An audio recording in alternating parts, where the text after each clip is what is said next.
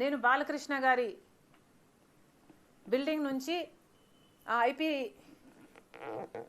Address నుంచి నా మీద తప్పుడు ప్రచారం జరిగింది అని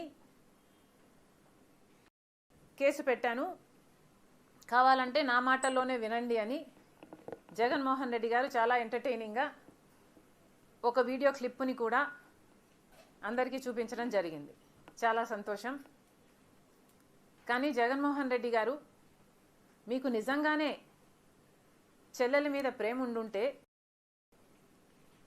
మీకు బాలకృష్ణ గారో లేక బాలకృష్ణ బిల్డింగ్ ఐపీ అడ్రస్ నుంచో మీ చెల్లెల మీద తప్పుడు ప్రచారం జరిగింది అని మీరు నమ్మింటే, మీకు తెలుసుంటే, మరి మీరు 5 సంవత్సరాలు ముఖ్యమంత్రిగా ఉన్నారు కదా.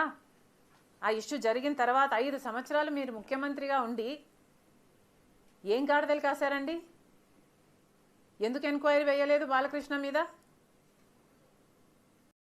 మీరు ఇప్పుడు చెల్లెల మీద ప్రేమ ఉన్నట్టు మీరు మాట్లాడుతున్నారే.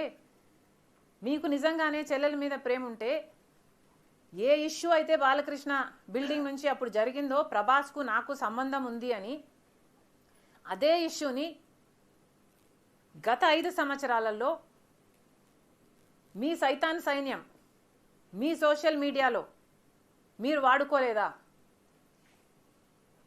నేను ఏ రోజైతే కేసు పెట్టానో, ఇలా జరిగింది, నా మీద తప్పుడు ప్రచారం జరుగుతుంది అని ఏ రోజైతే కేసు పెట్టానో ఆ రోజే నేను ప్రభాస్ అన్న వ్యక్తిని ఇంతవరకు చూడలేదు అని చెప్పాను. ఈ రోజుటికి కూడా నాకు ప్రభాస్ అంటే ఎవడో తెలియదు. ఈ రోజుటికి కూడా చెప్తున్నా, ఆ రోజు ప్రమాణం చేశాను నా బిడ్డల మీద నాకు సంబంధం లేదు ఆయనతో అని. ఈ రోజు మళ్ళీ చేయడానికి కూడా చెప్తున్నా, నాకు సంబంధం లేదు ఆయనతో. నా బిడ్డల మీద ప్రమాణం చేసి చెప్తున్నా. జగన్మోహన్ రెడ్డి గారికి ఇవన్నీ తెలిసి కూడా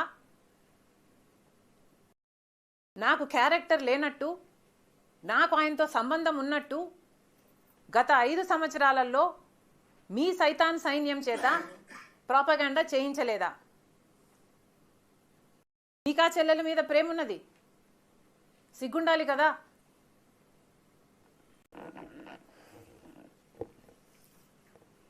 మళ్ళీ నా వీడియోనే ప్లే చేసి మళ్ళీ ఆయనకు మైలేజ్ వచ్చేటట్టు వాడుకుంటున్నారు.